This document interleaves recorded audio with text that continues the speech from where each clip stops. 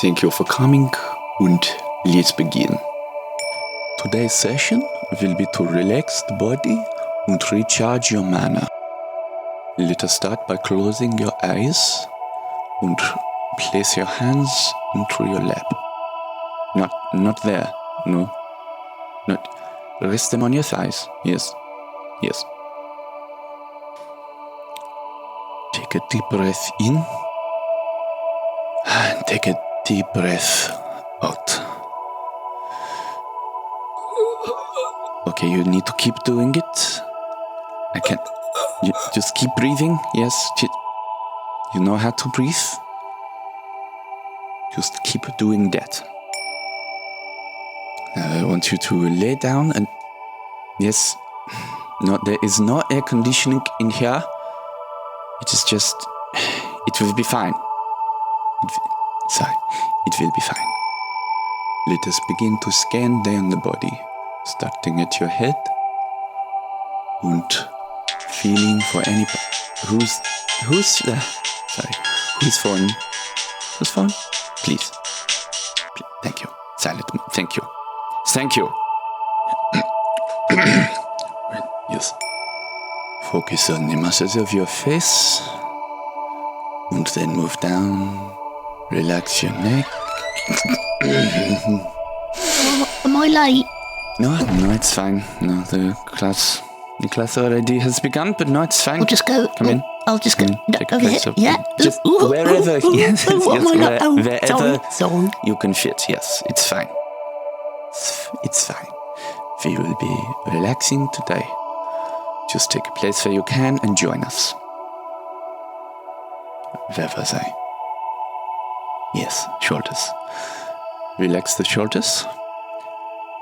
And then... Nope. This is it. This is ridiculous. I'm leaving. Relax yourselves.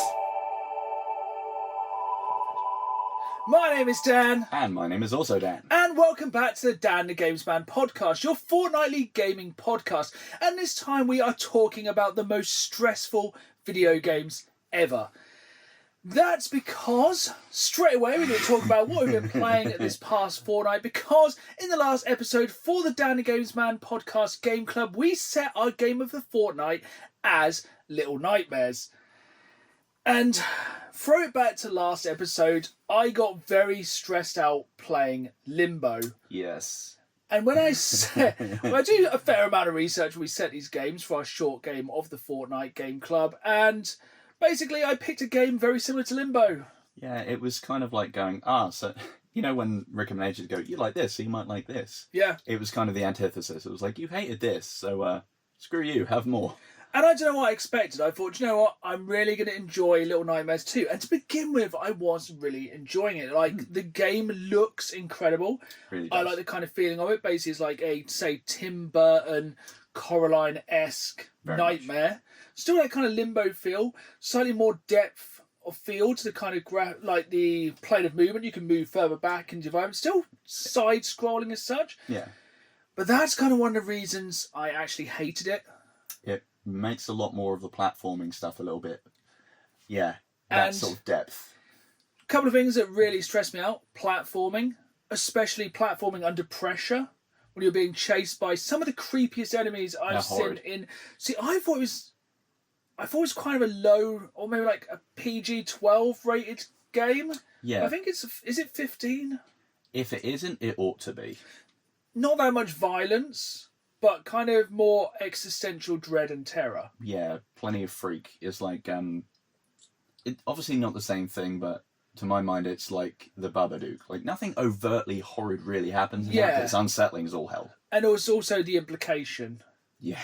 Oh, yeah. And I'm just going to go ahead and say now, I quit it because I'm starting to learn as I get older, I have enough stress in my life without getting stressed by video games.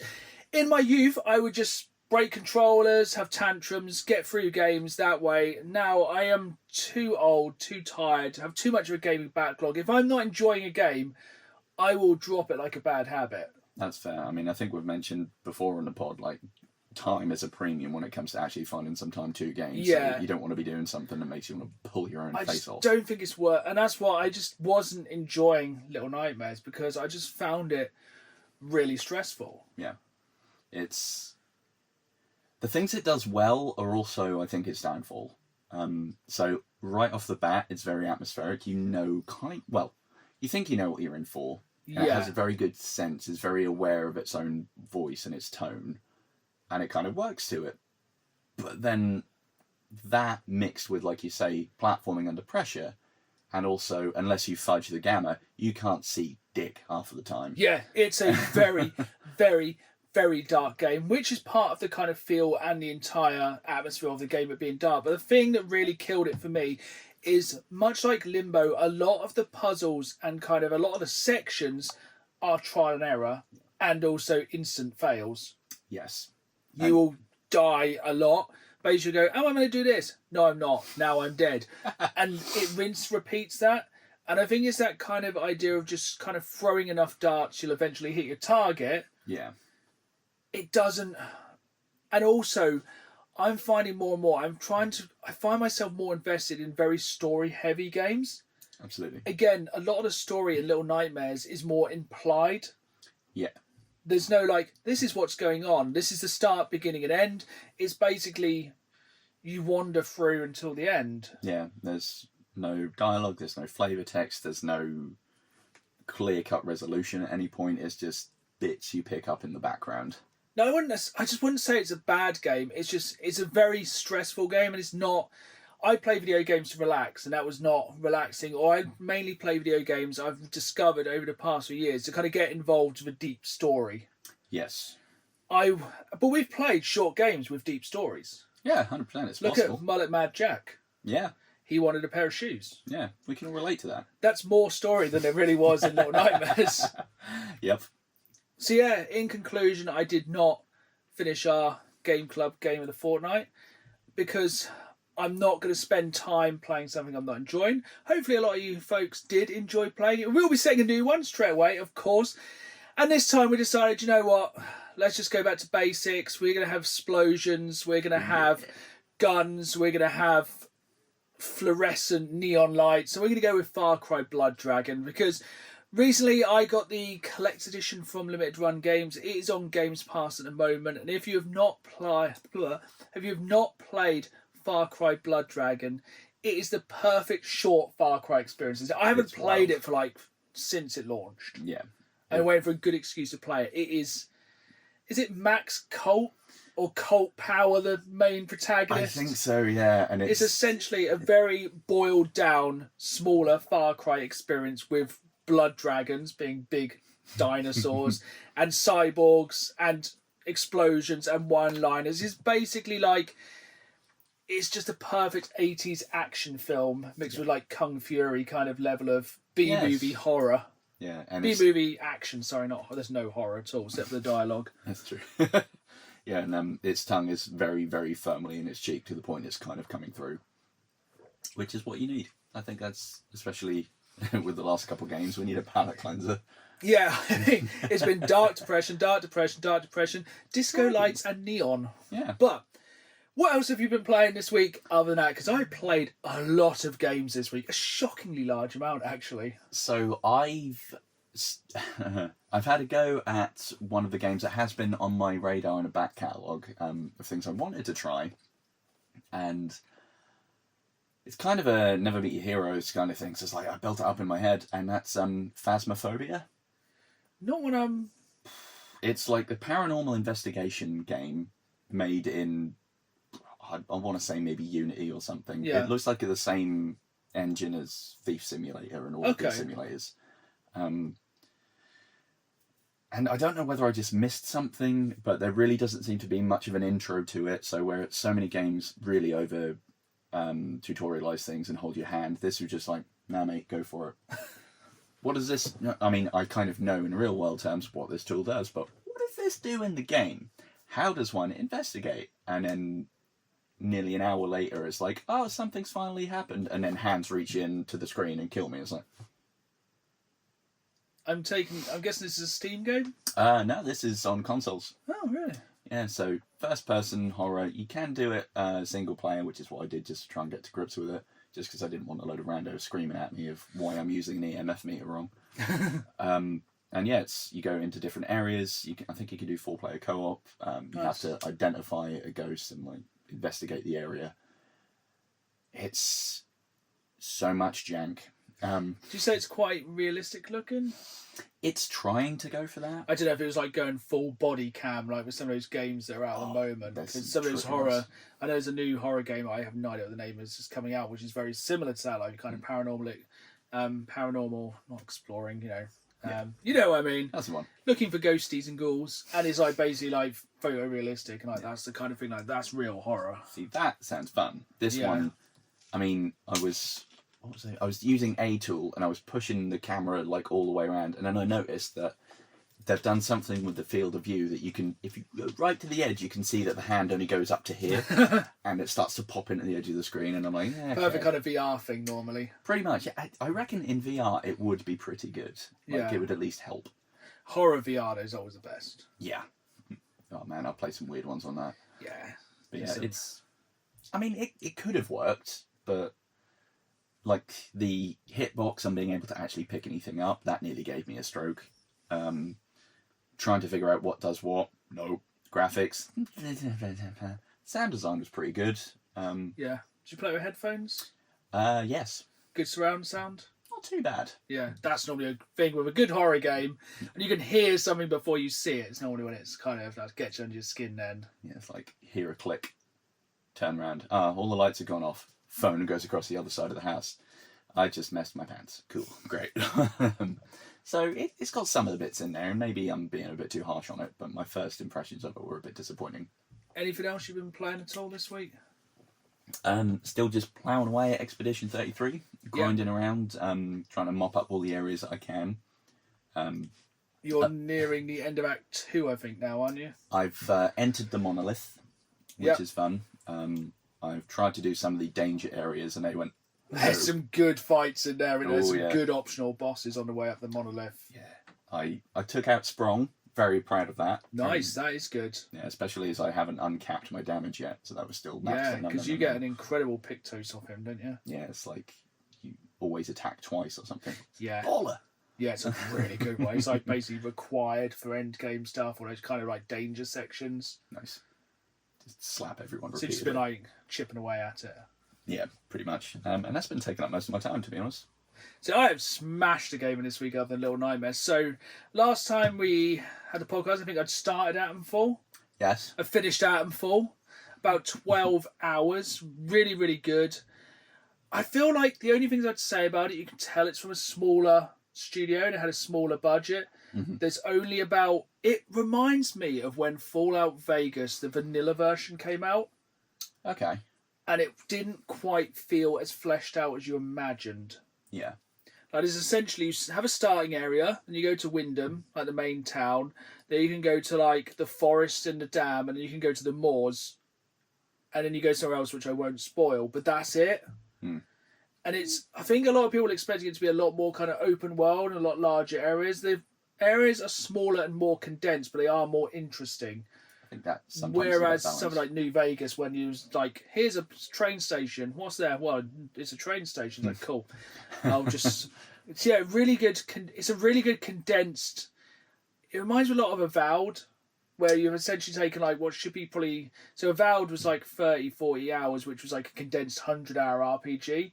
This feels like kind of a Fallout, which has been condensed into like 10, 15 hours. Okay. I'd say the twist in the game is way better than I expected. All right, then. Which I won't spoil again. But I do feel like... Because at the start, it's very much like you're kind of struggling around to build an idea of what's going on, and it does explain what's going on by the end, so that's really good. And it's lots of, like, you can work with people, and you can do some really funny stuff with, like there's a bit... Slight spoiler here, there's a bit later in the game where you go to a prison, you're sent there to interrogate one of the prisoners. Mm-hmm. But you can also then, you can either basically steal the information you need off them and then report back and leave them in jail. You can break them out of jail. So I broke them out of jail and then basically went back to the person who asked me to interrogate them, and they were like, "Oh, you broke them out of jail." I was like, "No, that's just a coincidence." They're like, "Oh yeah, that makes sense." I'm like, because there's no like stat building in it. It's not like, "Oh yeah, I just had a really high charisma so I could lie." It's like, "Oh yeah, cool, I'd take that as just gospel." It's like, so that's kind of one of the things. I think it doesn't have that kind of system, and like a lot of the other systems are really good, like the guns, and it does really change up for its final chapter. It has some really different stuff, and I feel like I probably saw everything there was to see in like the 12, 13 hours. It was very, very good. I do think near the end it gets a bit cheap, as it doesn't really let you play off. It's like, oh, if you do this, this person's just done. Yeah. And you can like block stories off quite easy. Okay. It's like, it would have been fun to have a bit more freedom at the end, but I think it does then bring it to an actual conclusion. But it does have that annoying kind of Fallout thing where it just kind of fades to black at the end. And you have just a couple of like slides going, "This happened," and like a picture of something, and this happened because of this. And it's like, I kind of like the butterfly effect of what happened throughout the game, but it's like, it just would have felt like a bit deep. And it's got multiple endings. Okay. I don't think I'd bother going and getting them all. I did watch them on YouTube. They're not too different, the endings. Is this kind of like Mass Effect's different coloured light ending, effectively? It's not that bad, but it's like basically you can kind of tell, you could probably guess what the other endings would be. Okay. And there's a DLC, which I think is an island. I don't think I'd be jumping into it anytime soon, but yeah, it's really good. And also, I think I said a couple of weeks ago, I was trying to find like someone to fill the Mario Kart world shaped hole, because obviously I haven't got a Switch 2 yet. Mm-hmm. So I've jumped into Sonic Tag Team Racing. Nice. And it's like, it's good, but it's like when you have, it's good, but it's like we have McDonald's at home. It's like, it's not as good as Mario Kart, but it's what you kind of got if you haven't got a Switch 2. Yeah. It's not a bad racer, but it's just not got that kind of feel of Mario Kart. Yeah. It's because Mario Kart just tastes like Mario Kart. Yeah. Yeah, that's been pretty good. And then finally, carrying on the theme of trying to find more relaxing games. So I said I've done a lot of gaming the past week. I had a weekend and just gamed. It was binge terrific. It was so good. I went for the relaxing, going for Little Nightmares. If I'd relax, jump into Resident Evil 4 remake. Chill. Yes. Very chill, very demure. That's absolutely fantastic. Have you gotten to the regenerators, and are they in the remake? I haven't. I've got one more game I'm playing this week, which I'll get onto in a minute. It's why I haven't done too much of Resident Evil. I got to the kind of classic intro in the church, kind of small village with the church. Nice. And in like the remake with the updated graphics and the better sound and design, and it's like the little tweaks they've done are so good that I've seen so far. I'm very early, I'm in like second or third chapter, but it's a very, very, very good remake. It is a stressful game because you kind of do get mobbed quite a lot in this one. Yeah. It's no like Resident Evil 1 or even Resident Evil 2, and you have like 2 or 3 zombies. You have large groups of enemies with literally pitchforks and axes coming at you, and then you get the chainsaw guys with the bags over their head, and they are the thing of pure terror. And the fun thing about these guys is every now and then they will get a sprint on. It's like, oh, okay. Yeah, they'll get a sprint on, or they will just come out of nowhere. They're fairly actually intelligent. Or, sometimes you get a headshot, you're like, take that. And then like the big oh no, I forgot thing about that. comes out their head, and you're like, oh great, I got to try and put you down again. But yeah, it's really quite good. Some of the deaths are grim. Nice. The grabbing Leon by the face and pushing his eyes in is one of the nastiest deaths I've seen in a while since God. Tomb Raider. Okay. And yeah, that's very good. But I'm only just kind of scratching the surface of that, but I can see why people said that remake kind of was the remake the game deserved. That's fair. It's very, very, very good. Big rip. And then finally, the final game I've been playing this weekend, because me and my wife wanted to jump into something co-op, and a game we've been meaning to play for a very long while is It Takes Two. Oh, yeah. Which is a co-op only game, which again is incredibly stressful. Because basically, you have to work together. You basically play a couple. Every single part of the game is co-op. And every single part of the game, you have to work together. You have to communicate. You have to time your jumps. You have to do things at the same time. It's all done on one screen. You can play online, but we've literally sat and played it most of the weekend on this sofa in split screen. It works so incredibly well. And it's one of those games where nothing outstays its welcome. That's good. So, like, there's like a bit at the start where you're doing lots of kind of like... There's a bit where you have guns and then you suddenly have like... So you can become big or small. But it's always changing up the kind of mechanics of the game. So everything's like an hour or two of something. It's like, cool, now I'm going to give you a new toy to play with. Yeah. And it's just really kind of creative. It's really fun. It has a really good Easter egg for the other game the company made, A Way Out. Oh, is that them too? It's them, yeah. So I should have known. Yeah, so me and my wife played A Way Out together. Now we're playing this, and then we'll probably play Split Fiction in the future. But it's a really, really good game. You can tell it's like 100% made for co-op, like, because it generally is. But it is a really good co-op experience. Like, my wife's not quite as hardcore a gamer as me, and you know, if you've listened to podcasts before, I suck at platformers. But this one is, I think it's the pressure of not letting the other person down. Oh yeah. And it's pretty. Some of the bosses are pretty terrible. Like there's a killer toolbox because you're in a world. Imagine like a world of Banjo-Kazooie. Everything has googly eyes and talks. And also there's a magic love book that sounds like Antonio Banderas, which is pretty cool. Glorious. Yeah, 100% worth checking out. It's on EA Access. I think we're nearly end of it, so I reckon I'll be finished that by the next episode. But it's been a stressful week. Lots of gaming and Many news. Many news, which I'm going to let you start because I need a break. Let me get old iPad app. Although before I go on any gaming news, obviously some of the big news is the passing of an icon, and that is not the Prince of Darkness, and that is Hogan. Yeah. And I think everyone that likes wrestling probably secretly breathed a sigh of relief that one of the more ironically colourful characters. Yeah, I think I got at least 5 or 6 messages on the day. I've seen. It was funny, all outpouring of positivity for Ozzy. Hogan dies. Memes. Yeah. Just constantly memes. Lot of memes. I hope Ultimate Warrior and Macho Man are just choke slamming him. I think the Iron Sheik said it best. I think so. I'm not repeating that one. Yeah, no.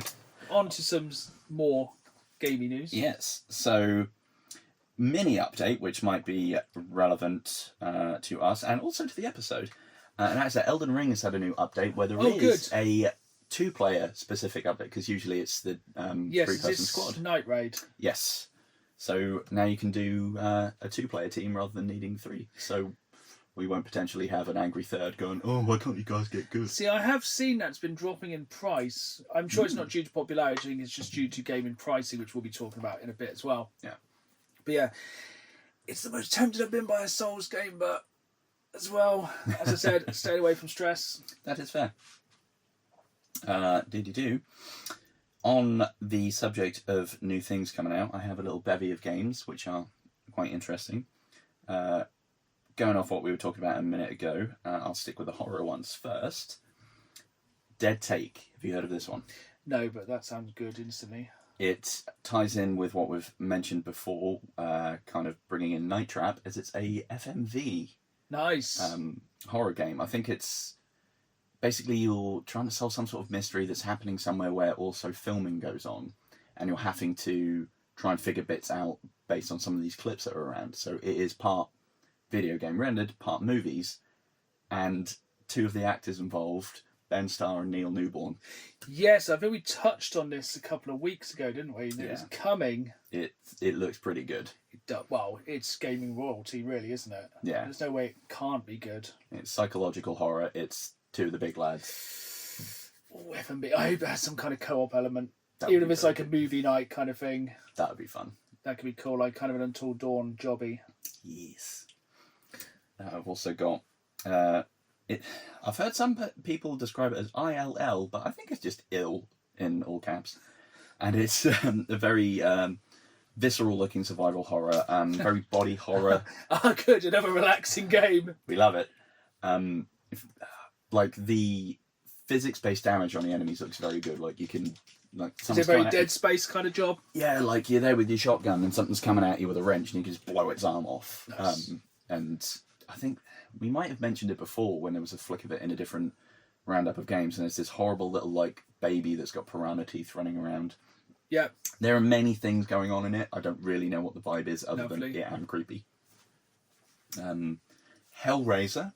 Yes, that's one I was... Because I was like, maybe not interested, because is it going to be like Dead by Daylight, Friday the 13th, et al., 1v4 horror thing? It is not, is it? It is not. It's first-person horror, single-player, story-driven nonsense.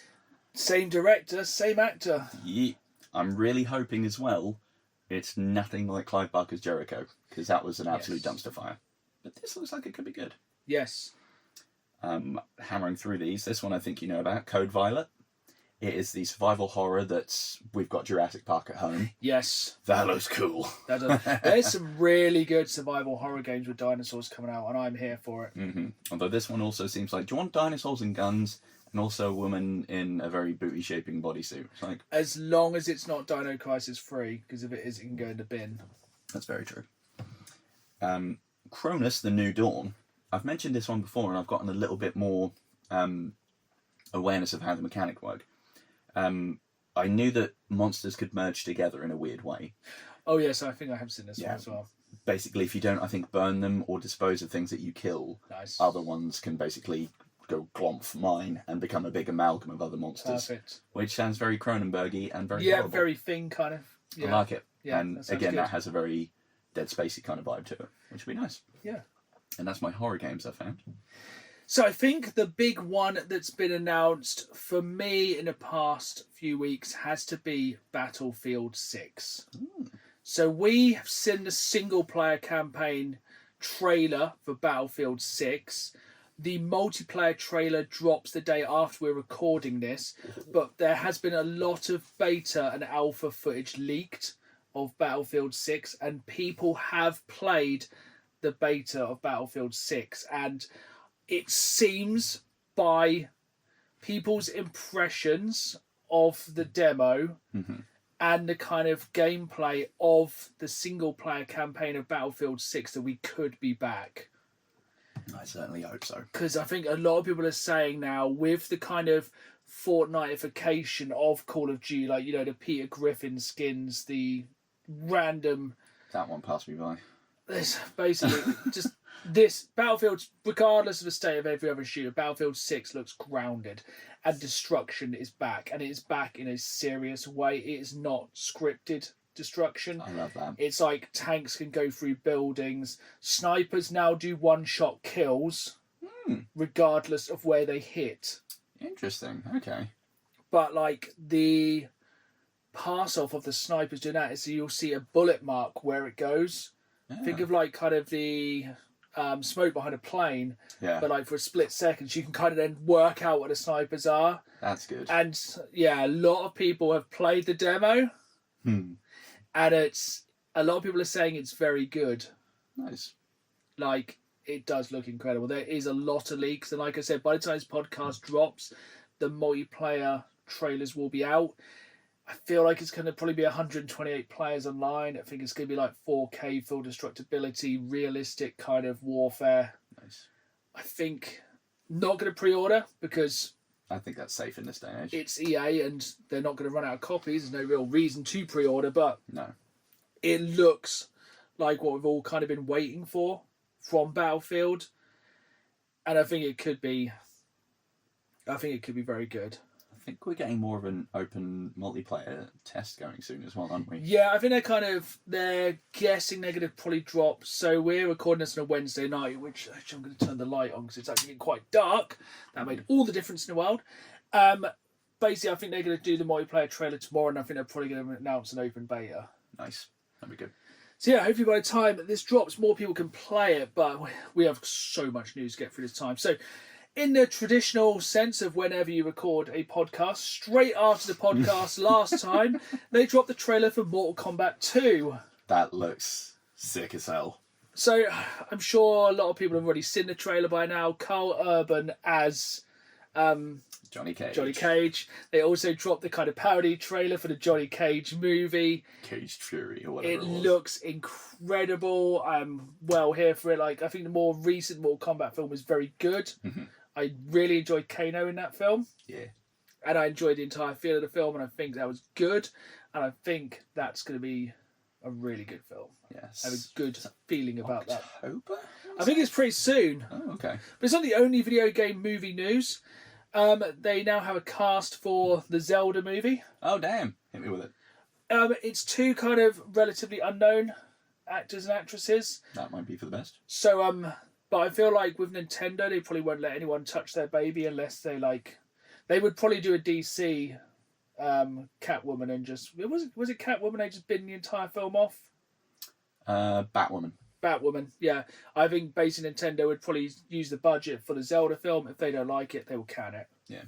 And then the final kind of video game based news, Nintendo have trademarked the name for a Donkey Kong movie, which after the success of Mario Bros film, I can see why, because basically just get Printing money in it. who Chris played Pratt. that was the only thing I have against that film. Chris Pratt as the voice of Mario was kind of dumb, but Seth Rogen as Donkey Kong was incredible. That works. And yeah, I think just more Donkey Kong, especially with kind of the success of Donkey Kong on Switch 2. Yeah, that's fair. Which brings me on to one more. I got so much news left to go. That's just a really good segue into this one. Have you seen on TikTok the guy who bought a copy of Donkey Kong Bananza? I don't know how you pronounce that. That's a mouthful. Yeah, so basically he bought his new copy of the new Donkey Kong on Wii U.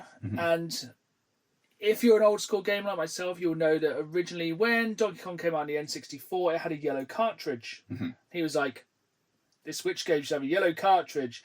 He then proceeded to paint his cartridge yellow and then put it in his Switch 2, and it got stuck and broke the entire system. Let me guess, he tried to return it and was complaining?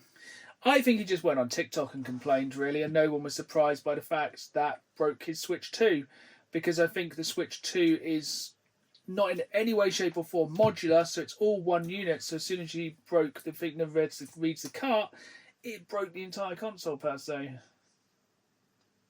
What a moron. But also, Jesus. that's pretty stupid, but also should have been yellow to begin with. Have you got any more news? I'll take a breath for a minute. Well, speaking of the Switch, this is kind of a 1-2 punch, as it's one of the new games that's, I think, it's already out.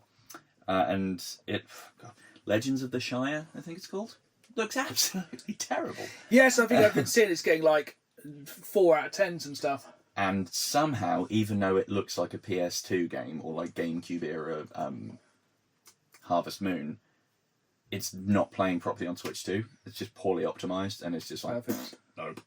And just everything about it as well looks terrible. And it doesn't look like it's at all accurate to the source material, which can't believe it, non-accurate. Yeah. Tell you what, the number of Lord of the Rings games that kind of flies under the radar that no one cares about. I reckon we could probably make a whole episode on dodgy Lord of the Rings games, but I think I need to jump into my PlayStation news, because we spoke the other week, like, PlayStation haven't really done a lot this year.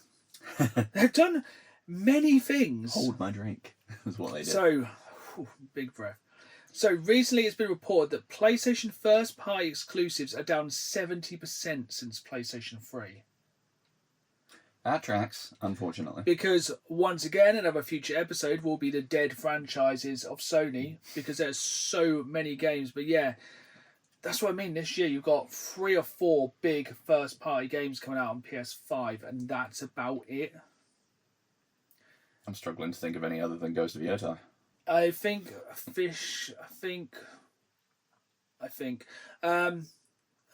Death Stranding 2, kind of. Derp. Which then leads on to my next story. The biggest selling game on PlayStation for 2025 so far is a 4-year-old Xbox game. Is that Forza Biggest selling game on PlayStation for 2025 is Forza Horizon 5, selling 3 million copies. Which isn't even that many. In the grand scheme of things, actually, no. It Not for a isn't, video game. For like Cans of Monster in a year, yes. But video game sales one of the largest consoles of all time. No. Which is crazy. Which then links on to a new job role which has been advertised at PlayStation. This is an interesting one. PlayStation have advertised a new role for Director of Multi-Platform and Account Management. Well, now, that's interesting. And it's listed there will be talking about bringing exclusives to Xbox, Steam, Epic Game Store and Nintendo. Yeah, I saw some bits about this earlier that not only are they having more Xbox games, they are looking to send some of theirs over, which... So it kind of seems like we're kind of coming to the end of exclusives. Other again, the Nintendo who just sits in the corner and does their own thing. Yeah. But yeah, it's pretty crazy. We might have a lot more Xbox games go to PlayStation, PlayStation games go to Xbox. Yeah. I mean, we've even had rumours that Gears of War E-Day might be coming to PS5. Yeah, I feel like it would probably be like how PlayStation brings games to PC, but a year later. Yeah, timed exclusive stuff. I think it'd be a lot more timed exclusive rather than day one. Makes sense. And we might even, well, I say we might, I get it anyway. State of Decay 3, if and when that happens, also might be PlayStation. If and when at this point. Yeah, might as well bring State of Decay 2 over now. Because I think it's a good way for companies to pull back some money from the incredibly large amount of monies it now costs to make and develop a game. Yeah, you get that little second wave of sales. Yeah, exactly. You kind of release it exclusively, year later get another pile of money, year later get another pile of money. Yeah. Which actually kind of reminds me of another one which ties into the next thing.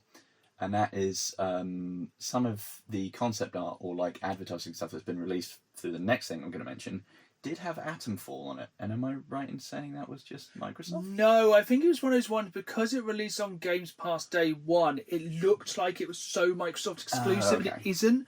I think it's like now when you see like a trailer for the new Call of Duty. No, that's a bad example. When you see a trailer now for a game and at the end it's like PlayStation, it's like, but it's also on other consoles. They're like PlayStation, as the ad. Yeah, what I was then going to segue to from that was PlayStation 6 and PlayStation 6 handheld. So I guess everyone's just going on the handheld route now. Yeah. I mean, we've spoken about how there was going to be a first-party Xbox handheld as well as the for Asus £1,000. Yeah. But now, we might be getting a PlayStation 6 one, and that's been figured out from some of the stuff that's been released, but also specifications on certain bits to do with differences in the APU under different project names, and one of them being for the PlayStation 6, and then one of them being for a handheld model. See, I think PlayStation needs to get back into handheld because I think the PSP and the PS Vita were far and away better than the Nintendo equivalents at the times, but it just did not get the support. You know, basically PSP, portable PlayStation 2. It's like, come on. It was good. It was absolutely incredible, and it just was totally underappreciated. Sony did not push it enough, and thus it failed. Yeah, it just fell on the spud. But it was fun. I liked it. I still have more PlayStation news. Hit me with it. So Sony is taking developer Tencent to court, claiming its new game Light of Motiram is a blatant copy of Horizon Zero Dawn. Have you seen this game, Light of Motiram? I didn't think I had because I thought I was just looking at more Horizon Zero Dawn. I thought when I found this article online, it was a picture from Horizon Zero Dawn. It is a picture from this game. It is the same game. It's like when Power World released... Actually, no. Power World and Pokemon had some subtle differences. This is the same game. It really is. It's mental. It's mad they thought they'd get away with it. But yeah, the lawsuit says it rips off the story, gameplay, and even Aloy's look. And interestingly, Sony says it rejected a Tencent collab offer last year, and now they want to block the game and get damages. Block the game, damages for a game that hasn't actually come out is a bit intense. Yeah. But also, it looks like if you put in AI, make me a Horizon Zero Dawn. Yes. It's so incredibly... Even the pose on the cover of the game is the same. It's Aldi making its own Horizon Zero Dawn. It's back to like our Sonic Team Racing versus Mario Kart. It's just a light version. It's just... It really is. It blows my mind anyone would bother making something that looks so close. But yeah, that's insane they thought they could get away with it, to be honest. It's beyond cheeky. I was a little, maybe not surprised earlier, but when you mentioned about one of your most anticipated things being Battlefield, I thought it was going to be one of the other ones I've noted down. Oh.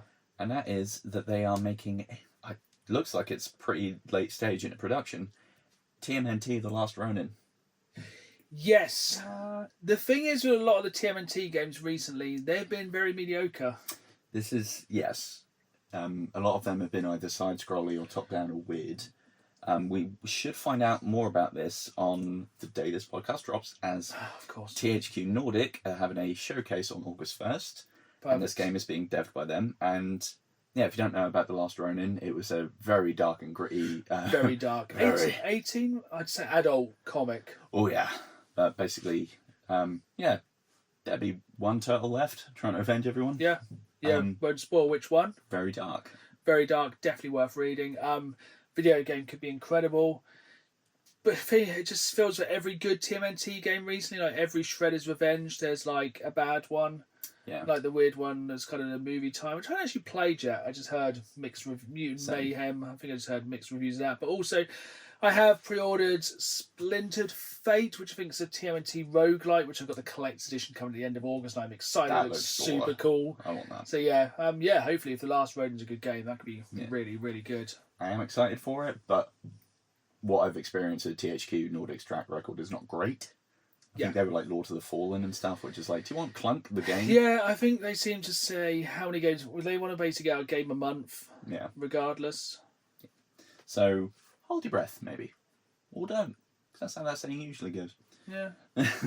So in the good news this week, I don't think, touch wood, any studios have closed. And also it seems like a lot of the game companies are turning back on the $80 game. Woo-woo! Or, here in the UK, of course, the £80 game. Because that's how... Yeah, we don't... That's how economics work. Yeah, conversion rates, who needs it? Just use the same number. So yeah, Xbox confirmed the Outer Worlds 2 will not cost $80, nor will any Xbox game this year. And I think Sony have also done it. And Nintendo once again have gone, Okay. And they just sat in the corner, and Mario Kart World is still 80 quid. I like that they put on Twitter like a little graphic of the price being smashed and replaced with the old one. It's like, don't do it like it's a sale. You jacked it up. Yeah, I feel like GTA will still come out and say, actually, I can GTA will come out 100 go, I reckon. And they can, because people will buy it. I'll buy it because I'm an idiot. Yeah, I think if you can argue the value of a £100 game, yes. Most games, no. Yeah, that's true. I'm still going to take a week off for it. And I think the problem is with sticking an $80 price tag on your game, I ain't going to pre-order it. I'm going to wait till it drops. That's fair. We are coming to the end of the news. I think our last news is we had the Pokemon Presents. Pokemon. Yeah. And it was pretty meh. Yeah. I'm assuming we probably watched the same roundup of it, and the guy that introed it, what was his name? Chris Brown? Lol. He was who you would expect. He really did not seem to give a single solitary no, he did care not. about that. He was there under duress. Did you watch the 1 hour Pikachu DJ set though? I did not know that was a thing. Yes. So at your next strange party, there's a 1 hour Pikachu DJ set, which I think was before this. I think I watched the actual presents. I made some notes. It was ridiculously meh. There's a Pokemon World Championships. You can get an exclusive card if you're there, so prepared for that to be scalped to high heaven. Yeah. Pokemon World Championships exists. A lot of new Pokemon shows are coming. Pokemon Concierge. Yeah. It's coming to Netflix. It's being made by Aardman, who made Wallace and Gromit. Yeah, that one looks quite That fun. looks pretty cool. I actually really enjoy the Pokemon cartoons because normally they are wild. Yeah. As in weird. Surfetched and Pichu, was that the other one? Yep, Surf Farfetch'd and Pichu is another one. We also have a Pokemon amusement park. Kanto region is the first one. Yep. I presume it's going to make Pokemon into real life parks. I was trying to figure out from that as well. Is it going to be like in our neck of the woods there's the dinosaur park where it's just like a forest and then there's model of unmoving things? It does look like there's just... or I reckon it's going to be some really janky like Pokemon that just kind of do that as you walk around, and it's going to be weird. I hope there's just someone dressed as Mr. Mime wandering around at all times, making people feel uncomfortable. Yeah, that is... Tickets for that go on sale late this year, opening next year. Something to look forward to. Anyone? We were reminded by the number of Pokemon games that exist. Yeah. We don't talk mainline. We're talking about Pokemon Go is still going. Somehow. Money. Pokemon Sleep. Did not know that existed. Yeah, there's a new region. That sounds like something I can get behind. Yeah. And Pokemon Unite. Is that the kind of MOBA looking one? No, there's another MOBA looking one. Oh no, I think that is the MOBA looking one. This is in the order of, trust me, this is somehow in the order of the actual press conference. Then they jumped on to actual Pokemon cards. So Mega GX cards, which do look sick. Yeah, they do look pretty baller, to be fair. They're some of the best physical Pokemon cards I think we've seen in absolute years. Nothing about Pokemon Mobile. No, strangely. But then they dropped new packs this morning. Yes, which has already been a bit of controversy about. Oh, perfect. Because they plagiarised someone's work for the art. Yes, yeah, it's one of the Zapdos? I think it's... Moltres. I think it's the Ho-Oh and possibly the Lugia 3-star EXs of like on like the extended art ones. They've been like, yeah, we're stealing someone's stuff. They won't notice. Yeah, didn't bother saying that on Pokemon Presents. But yeah, that's out this morning, so we'll just tell you. There's a new Pokemon game, Pokemon Friends. There's a new Switch and mobile game. Oh, yeah. It's a puzzle game. Looks meh, but this is for you. You mess with the target audience. You unlock Pokemon plushies to decorate your game room. I did like that. I started off being like, this is dumb. Then I was like, gotta catch them all. And then Pokemon Champions, a new game for mobile and Switch. Again, is basically Pokemon Coliseum, but free to play. Inverted commas, small print. Question mark. And then finally they ended up with some really half-assed stuff about Pokemon Legends ZA. Yeah, Or as I'm calling it, Pokemon Need for Speed Carbon. Because you catch Pokemon by day and fight them at night. Huh. In what looks to be Paris. It really did look Paris-y, didn't it? And the only thing I really took away from it is now moves can be extremely effective. Oh, lovely. So it's not super effective. It's better than super effective. It's now extremely effective. See, I've not played a Pokemon game since, they went to Switch and whatnot, so seeing how the battles work now, and it's not like in a little, kind of set thing. See, it's like, they're just over there fighting. I've basically played nearly every mainline Pokemon game since. Nice. And I feel like they make less changes as they go on. And this one does not look like it's going to break the mould, but I will probably still buy it. Even though I'm kind of half tempted to wait till I can get Switch 2 and play the Switch 2 version. That's it. But I have one last piece of news this week, and I have saved the most WTF till last. So, this absolutely shadow dropped. We have a new Resident Evil game which shadow dropped this week. It is a Resident Evil 2 arcade game. Ooh, Resident Evil 2, I think it's called Headshot. Nice. It is a test cabinet. There's only one in the world. It dropped with no fanfare. Mm-hmm. I guess they're just testing it, dropping it to test people's opinion on it. It is essentially the remake of Resident Evil 2, but a light gun game. I bet An it's immersive cabinet where you both stand in there. Nice. 2 guns and play through the campaign of Resident Evil 2. It's only the prologue and the first level so far, so probably into the police station. Sweet. There's one copy, per se, one of these arcade machines in the entire world. Where is it? I'm guessing probably somewhere far-flung and difficult to get to, or that's, like Tech Central, so Silicon Valley kind of place. See, I would have thought it'd be in Japan. That makes more sense than what I said. Or somewhere like where there's a a big, or Capcom headquarters. Or Romford. It's a Namco Funscape in Romford. And I think literally it was just delivered, the staff set it up, the story was dropped on IGN, somebody basically just discovered it exists. I think it's come to no fanfare. I guess they're just trying to do some real public testing of this arcade machine. We have a Namco Funscape near us, and I would visit for that. Hell yeah.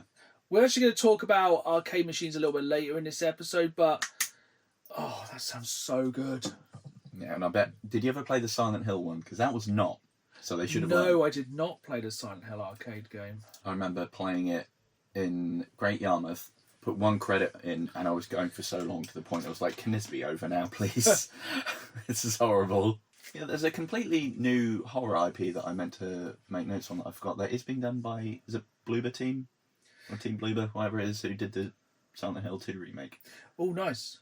But that could be quite fun as well. Research it for next week. Actually, We need to. We have How much news have we had? All of it, apparently.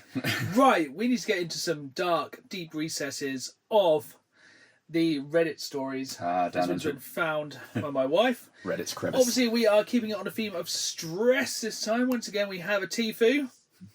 And this time, this person Tifu'd by destroying my ex-girlfriend's years of work on her Minecraft server in a drunken rage.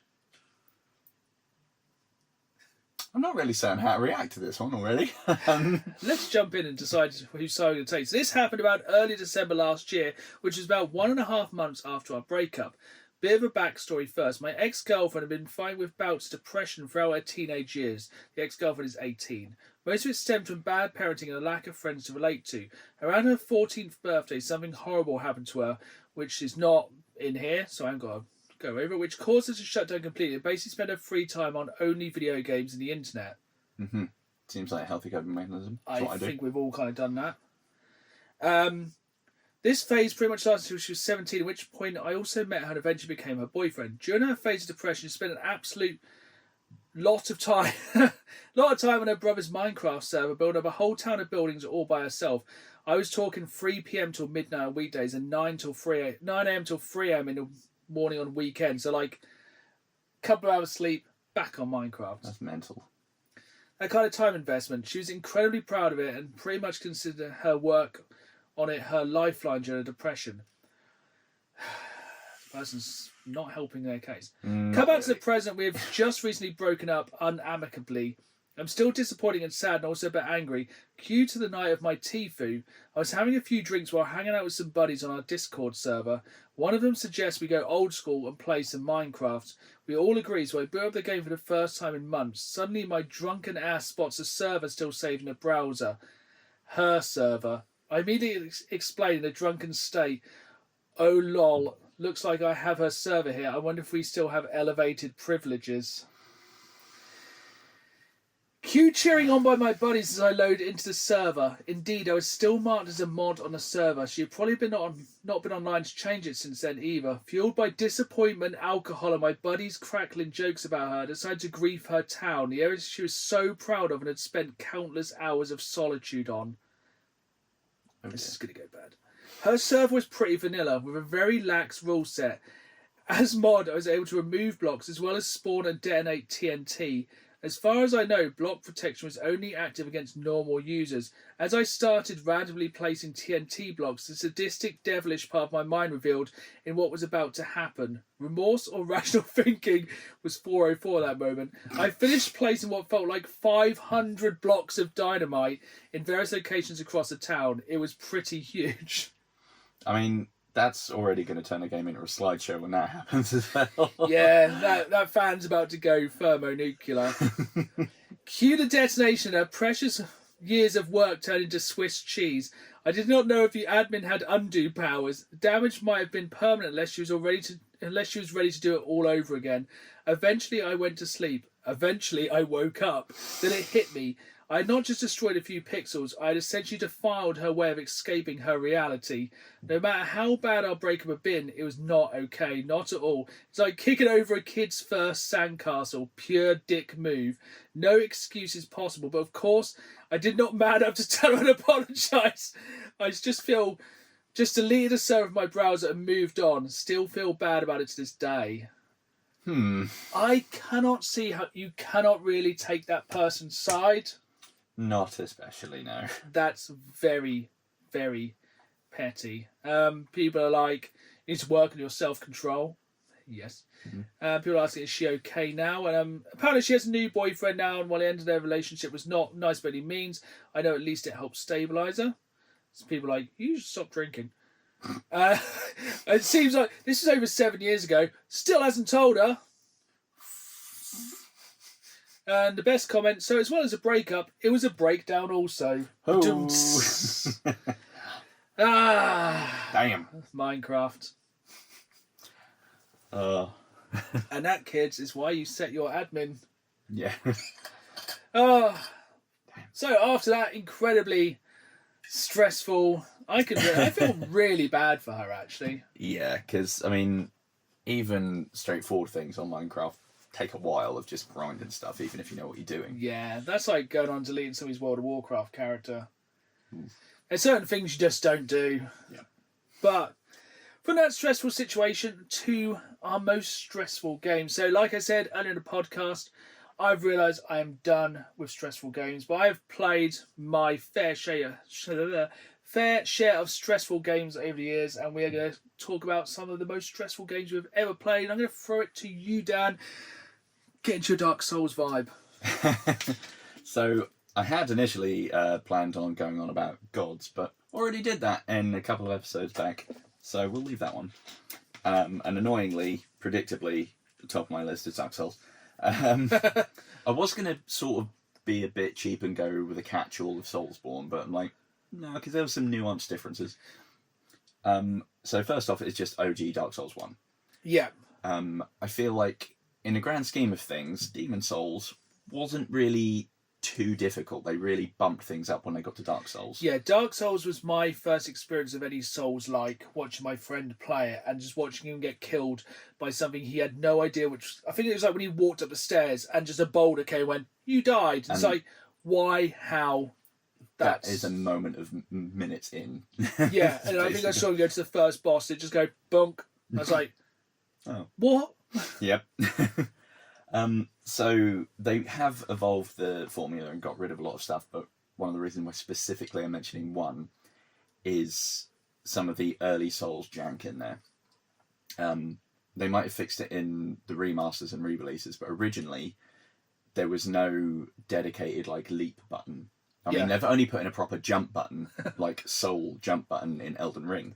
But when it comes to Dark Souls, you used to have to hold to sprint and then quickly release and tap again if you wanted to do a jump. Oh, that must work so well. Yeah, and when they insist on putting in really fidgety platforming in Souls games, it's like, well, guess I'll go die. What is the infamously annoying platform? Is it the bog or something? I mean, oh, yes. Is it like the way you can fall, basically, if you mess up a single thing, you fall to your death? Yeah, I'm trying to remember. I know the one, like a horrible shanty town where like the frame rate drops I to think one a day. it's infamous for sucking.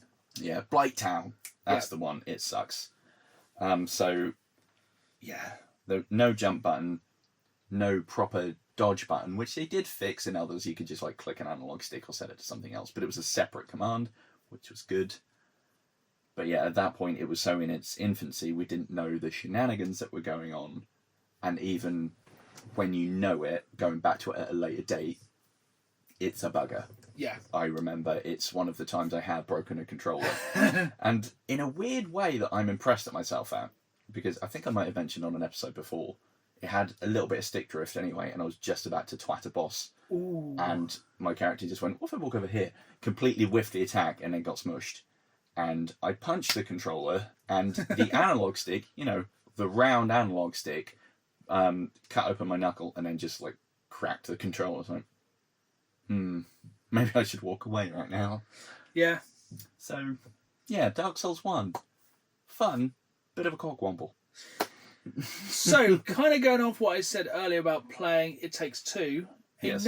I think sometimes stressful games are more stressful in co-op because you're letting somebody else down other than just yourself. And that's why I'm going to talk about Overcooked. I've not actually played that. Have you not? No. It's great for communication and team building. I'm reluctant to believe that. So imagine working in a really busy kitchen with just two people and trying to communicate, and everything's on fire and boiling over, and the washing up's piling up, and you're driving down a freeway and you have to jump between two trucks and everything's on fire and it's timed and everything is on fire. It's consistent bull. It's just it is trained to wind you up, and it's just like, you have to do everything in such a particular way. Get your plate, get your chalkboard, chop, chop, chop, put it on the plate, then you put something on the boil. And if you forget, and the way you're meant to do it is get somebody else to do the thing of the job, and you have to do it all together. It's only, I think I've only ever played it in 2-player, but it's so hard. So if you do not communicate consistently, it will go wrong. Yeah. It is one of those games which is specifically made to go wrong. And it's very, very stressful. It sounds it. I think I might give that one a miss. Yeah. It's a very, very aggravating game. So, cheaply, Dark Souls 2. Yes, specifically too. So Dark Souls 2, I think if I remember, didn't have the same guy at the helm as the others. So it did have a slightly different feel. Yeah. I still kind of... A lot of people don't like 2. I like 2. It is very clunky and slow, but it has a nice heft to it.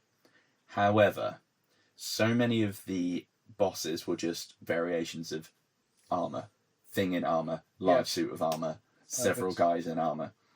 And specifically, one of the bosses in the Sunken King DLC is like the epitome of Dark Souls 2 bull. And it's what's just referred to as the Gank Squad. It's 3 high-level, like, summon enemies come in and you have to deal with them all at once. And you can get some other, like, friendly summons to help you, but it scales their health and damage accordingly.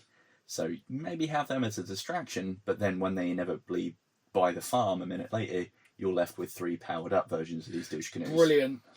And I vividly remember trying to finish recording an episode of this boss fight, and it just took it was several hours just for this one So it's thing. essentially a damned if you do, damned if you don't. Oh, You're going 100%. against a harder enemy a harder enemy with support, or a weaker enemy but with no support. Yeah, and it's like you have I think it was either an archer or a magic one, but basically ranged, big tanky boy and stabby boy. Oh, So, all of the worst. yeah, so you can't really optimize your defense against any one thing. So like, good. I guess I'll just lay down here and die. So even though I like 2, and it's probably my favourite out of the franchise, it really does... It trips over its own beard. Sometimes it just falls straight down face first and is too clunky for its own good. And the amount that I ended up screaming at this one particular one, the only way I could salvage the footage was just doing smash cuts, and I think I put it to in the Hall of the Mountain King, so it was at least vaguely amusing, rather than just watching someone's slow decline to madness. So it's my next one, a very quick decline into madness. Probably the quickest I've ever quit a game. Have you played Super Meat Boy? Mm-hmm. Because I could just put a very loud beep here, because seriously, that game. Mm-hmm. It's a wind-up simulator. yeah. It's like, It is. You think It is a heart rate increasing. It is absolute ball again. Yeah. I don't really understand why people would want to play it. It's annoying and fiddly and janky for the sake of being. Yeah, and it just always does the haha, pull the rug from you, like you think you know what's going on. No, you don't. Yeah, it's just like, yeah, you think you're good, screw you. Yep. It's just screw you consistently. Just consistent bollocks. Yes. And isn't there a 3D one coming, which is... Oh, that can go straight in the bin as well. Yep. I only got a lot to say about that game. I enjoy trying to support indie developers, but not them. No, not that one. Not that one. Just annoying platform jank. I hate it. Yeah, I could get behind that. Just very quick and easy one there. On the topic of platform jank, slightly different vibe, should be fun and cutesy. Look at the art style, and that's Fall Guys. Yes. You just, everyone looks like some sort of haunted marital aid. They're just running around, wiggling about the place. You get rubber banded, things that probably really shouldn't happen. You get knocked off stuff, and you get wind stolen from it, even just not getting knocked out. That's a great example of an unfair game. Yeah, it's like, hey, I've got the... What? No. And then within seconds, it's all just taken from you, and it's like... What was the game that was quite similar style, where you had to basically like climb with 2 triggers, and that wasn't Fall Guys? I can't remember what that is. I will remember what it is for next episode. But that was also really annoying. But I actually finished that game. Nice. Yeah, that was a real test of my patience. But on Fall Guys, no, I think I looked at that and went, no. Yeah, I thought, oh yeah, it's kind of total wipeout, but it might be kind of fun. Absolutely not. Never think you're going to have fun in a lobby with 99 other people. It's just going to be an absolute crapshoot. It's terrible. Yeah, it's a no from me. Oh, no. I kind of got a couple that kind of go together. And I didn't really know which one to pick. I wonder if you've got one of these on my list. I'm going to save it and see if you pick one of these. But next I'm going to say, I really enjoy turn-based strategy games. Okay. And I really enjoy XCOM 2. Yeah. But sometimes, seriously, boo that game. Boo that game for killing your characters. Yes. And then saying, save! It's like, you're dying. It's like, I'm saving. It's like, game, you will spend hours building up your perfect team, and then they will bring in some new alien and it will wipe you out in one round, and you have to start from the beginning and you don't start from the beginning of the game. No, you start halfway through the game with a brand new team of recruits who are greener than green. Yeah. And are rubbish, and then it just makes it harder. It's like, oh yeah, you've just lost your best people. Here you go, have some absolute noobs. Yeah, and then you send them to try and do the same mission you just failed with, like, the crack commando unit. Yep. And if I remember, that one's quite bad for, you've got a 95% chance of hitting them. Yeah. I'll shoot over there then, shall I? No. Be a shame if you missed that one shot that's going to save your life and not have you die. What's that? 99%. Yeah. You mean 1% chance? Oh, it's like, yeah. That game also feels like it really relishes in the fact of just really, or like you'll throw a grenade and go, yeah, I could bounce back at you. It's like, oh. Or just the enemies. Enemies got like a 2% chance to hit. It's like, yes, crit. Yep. It's like, is it? Is it that one shot that's going to kill my person when I'm just one move away from bringing them back to life? That 1% chance going to hit them, is it? Yeah, cool. Like, I'm nowhere near their like field of fire or their they've still got me. Oh, okay. It's always like, I haven't seen. There's nothing ahead. You're walking out, no cover. Oh, there's an entire battalion of. Oh, yeah, okay. They've spotted you from cover. Oh, yeah, right, that's fine. Oh, they're on over. There was 5 enemies on Overwatch, was there? Okay, cool. It's a real eat and grin kind of game. It's like, okay, cool, yeah, that makes perfect sense. I'll just turn my console off now and go aside. I'm just gonna go scream into a pillow. Yeah, fantastic game. Annoying as hell. Yeah, that's fair. That's the general vibe I get from it. Yeah, yeah. It's a real ranty one. This is. Oh yeah. I was like, am I being too harsh on this next one? And went back and looked at my videos on it. No, if anything, doing it a service. And that is I Am Bread. Yeah, that's a good one. Get absolutely, yep. I keep wanting to swear in it. I'll bleep it out. But, yeah, Bossa Studios, very much known for weird things that have physics. This is very much the Fall Guy. Physics. Yes. It's like, do you want to control each corner of your bread with a different button? And what a sentence. Love it. And then just flip about and you've got to make it across the room and toast it. How hard can it be? Right? Oh, yeah. And your toast has a grip meter. Again, at this stage, why not? And it's, yeah, you start off thinking, this is quirky and funny. And by the end of it, when you've got like a shred of bread you need to get in, and I just remember being at the top of the toaster trying to get in. It's like, stop it! Stop flapping! And it just becomes an absolute nightmare. Yeah. And I hate it. I hate it so much. It's possibly one of the games that's got my blood pressure the highest. On the topic of blood pressure, I've got so many of these I could do. I'm gonna go because of sometimes the unfairness of Alien Isolation. So Alien Isolation, the game where you essentially are trying to escape from the alpha predator of an alien.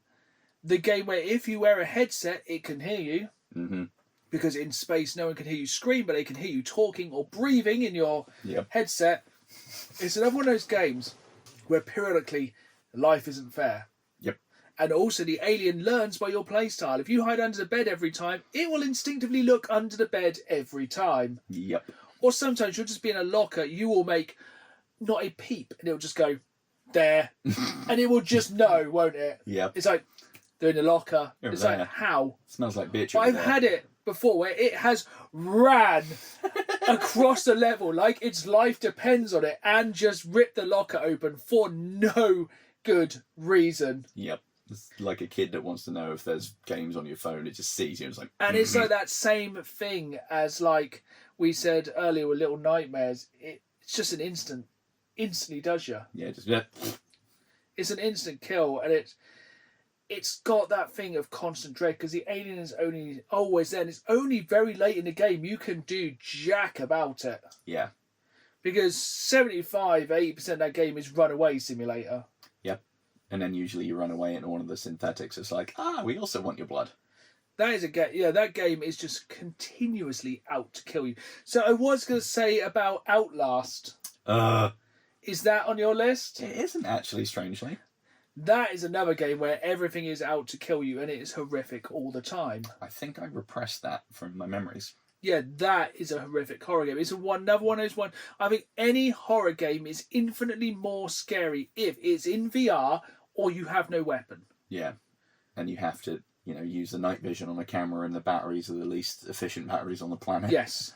Yeah, because especially in Amnesia, where you're like, I can't see anything. I'm going to have to just run with my night vision off because I can't charge the batteries. You'll get someone going, right, am I safe? Light comes on, it's there in your face, and it kills you. Oh, hi.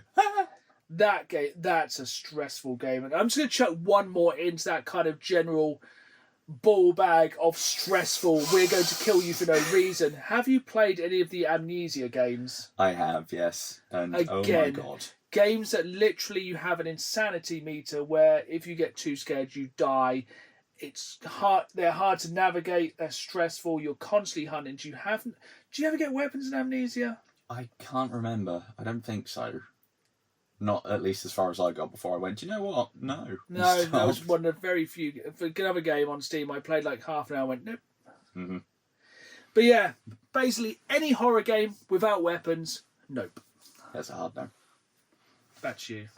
Mine is, again, slightly cheeky because it's another one from Bossa Studios. You know what you did, and that is Surgeon Simulator.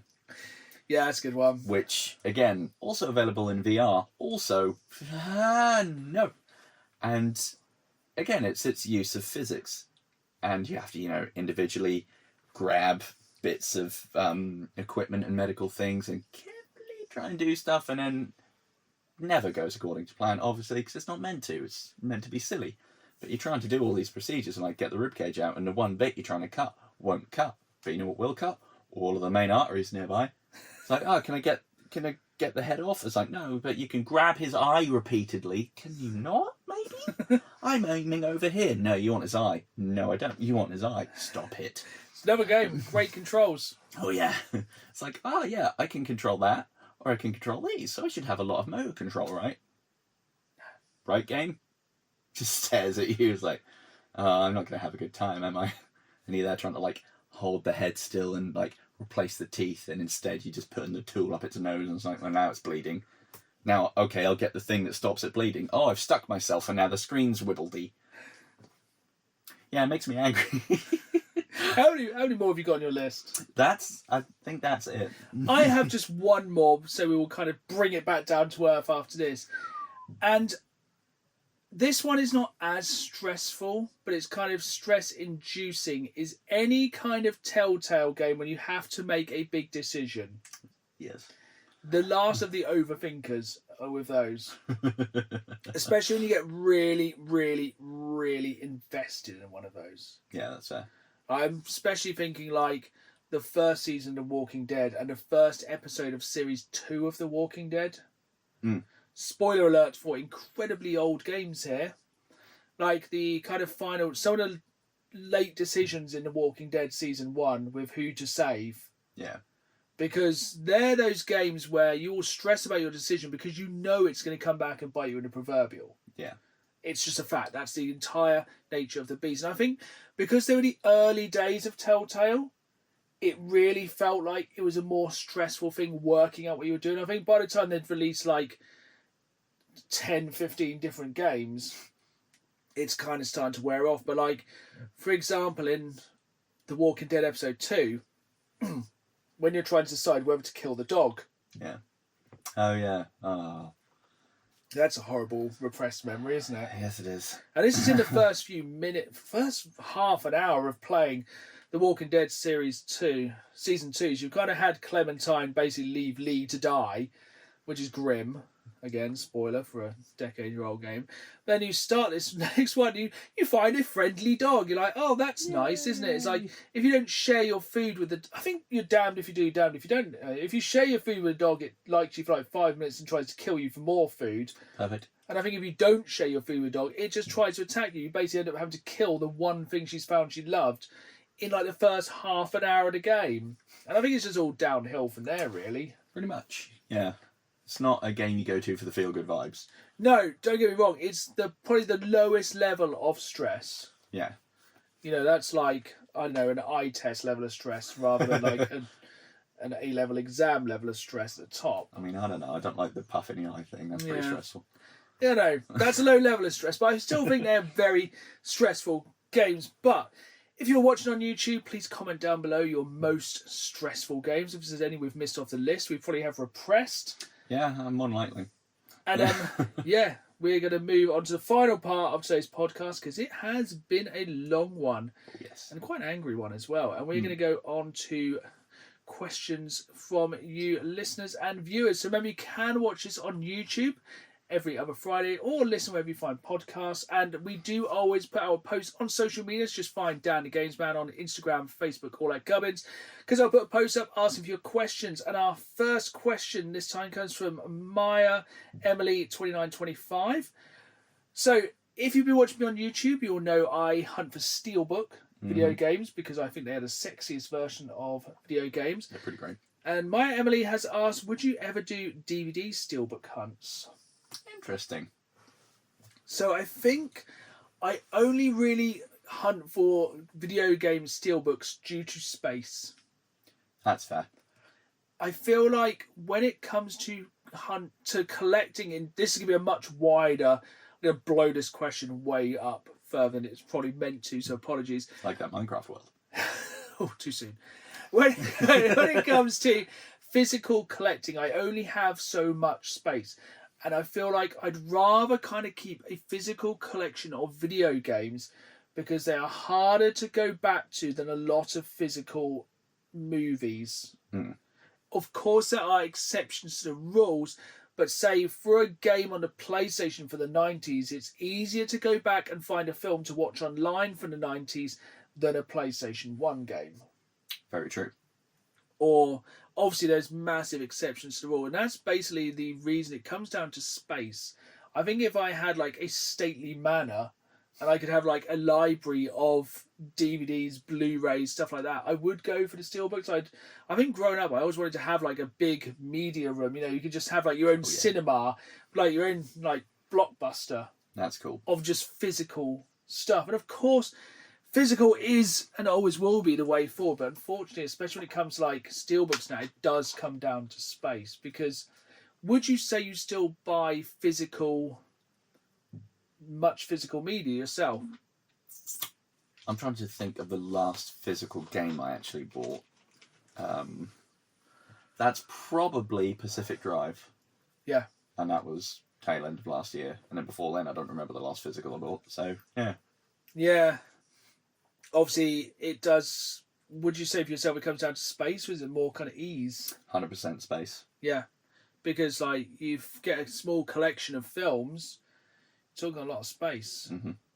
And you know, I collect video games, toys, CDs, vinyl, things.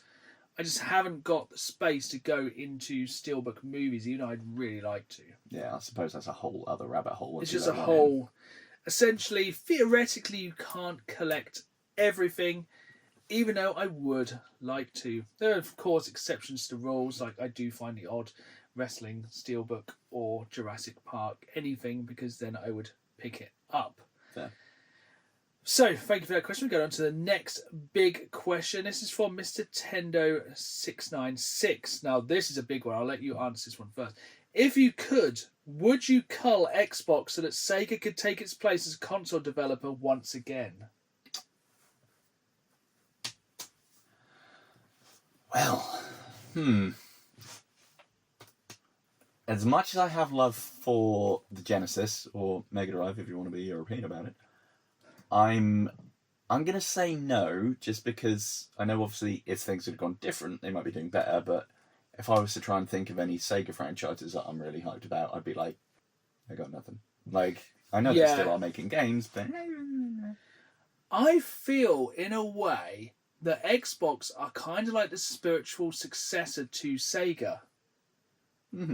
they're always that little way behind with stuff. They very much do their own thing. You know, they release Connect, like Sega would have released like the Menacer, or they're releasing like their handhelds, like the Game Gear, or just doing things a little bit weird, like Sega did. Yeah, you got a point. You know, they always do things a little bit odd, like Sega were going down this is a real niche thing, but Sega were going down the thing of having like, even back on the Mega Drive, of having like online stores for games and online browsers for downloading stuff. Obviously with the Dreamcast, they were really leaning on like DLC and internet connection, stuff like that. It did kind of feel like basically Sega walked so Xbox could fly. Yeah. I feel like it feels like the natural progression. True. And we all remember that Genesis does. Exactly. One in 10 don't. And then it just, I think in an alternate multiverse, you could probably just put Sega on the Xbox. Yeah. Yeah, you make a good point, to be fair. You know, I feel like they're so similar. Yeah. But it's hard to say, like, I expect, because Sega do still make games. Yeah. But there's nothing that I could, like, you know, like with Shenmue 3. Yeah. Bad. Like, as I said earlier, the Sega karting games just aren't up to par. Yeah. Are there still Virtua Fighter games? I think there might be a new one coming out. Yeah. But it just feels like, I don't know, I just don't think Sega ever jumped enough. Or just, I don't know. But I feel like probably not. Yeah. Because I feel like Xbox is there to kind of keep everyone else in line. To stop PlayStation from like releasing one game per year, and to kind of give an alternative. And then it's just, once again, theme of the episode, then it's just Nintendo, just do what they want. Yeah, just bimbling around in the corner. People are like, he's harmless over there. But yeah, I don't know, I feel like I do love Xbox, and I feel like the things that Xbox have brought are so, you know, for everything Sega had, you kind of have their Xbox exclusive, except for that big Sonic. Yes. If Xbox had like their big mascot platformer, which they've tried multiple times to have, I think they could have done better. But, you know, for every like Sega Rally, you have Forza. For every like Jet Set Radio, you have, one of my favourite games, I can't remember the name of an Xbox. And yeah, I just feel like, it was a natural progression, really. Yeah. It was unfortunately just evolution, and Sega went extinct. Yeah.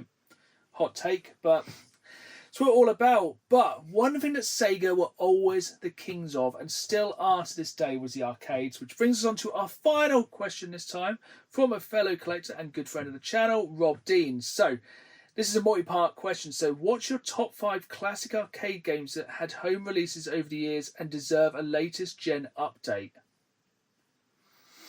So, to give you an idea, his would be Tapper, Space Harrier, Outrun, Space Invaders, and Asteroids. But he said just switching them to first-person views. So, like, imagine with Tapper. Oh, no, I broke the computer. Tapper running backwards and forwards along the bars of Barman's View, chucking drinks. I think that'd be really cool in VR. Space Harrier view from the flying. What would be some of your kind of classic arcade games that you'd like to see in the home?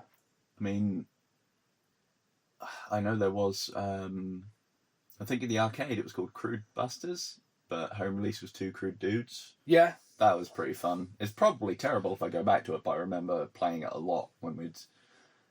my dad used to take us to Speedway a lot, and like if I got bored and went off, and there's one place in Milton Hall, they had like 3 arcade cabinets. One was that, one was a weird Captain America beat 'em up, and the other one I can't remember. That's been trash. But I'd play them a hell of a lot. Yeah. So they were quite fun. Some nice update. Maybe the people that have done Streets of Rage and Shinobi, like bring Two Crude Boot. You know what I'm saying? Bring that back. We got you. I think for me, it would be a lot of the licensed games that never got home releases. Like, there were some incredible, as a Jurassic Park fan, Jurassic Park arcade machines. There's a really good light gun game for the original Jurassic Park. There's a really good Lost World game. There's countless really good Jurassic Park games over time. The same goes for Star Wars. Some of the Star Wars arcade machines are absolutely incredible.